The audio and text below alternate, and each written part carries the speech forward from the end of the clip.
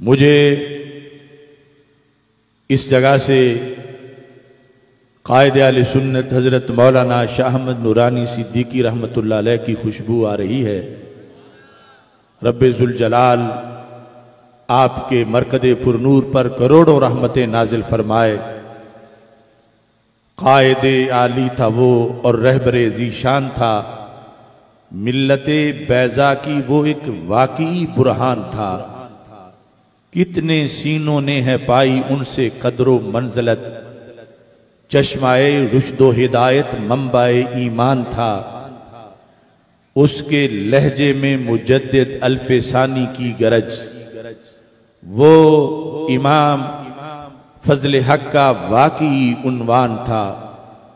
کتنے طوفانوں کا رخ موڑا تھا اس کی سوچ نے، کتنی راتوں کے لیے وہ فجر کی آذان تھا۔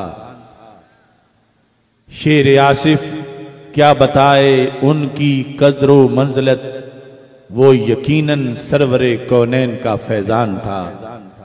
اللہ تبارک و تعالی ان کے درجات کو بلند فرمائے اور اس ملک کے اندر نظام مصطفیٰ صلی اللہ علیہ وسلم کے نفاذ اور مقام مصطفیٰ صلی اللہ علیہ وسلم کے تحفظ کے لیے جو دن رات انہوں نے محنتیں کی اور انتھک جد و جہد کی، اللہ اس کو قبول فرمائے اور وہ دن آئے کہ یہ ملک واقعی نظام مصطفیٰ صلی اللہ علیہ وسلم کا گہوارہ بن جائے۔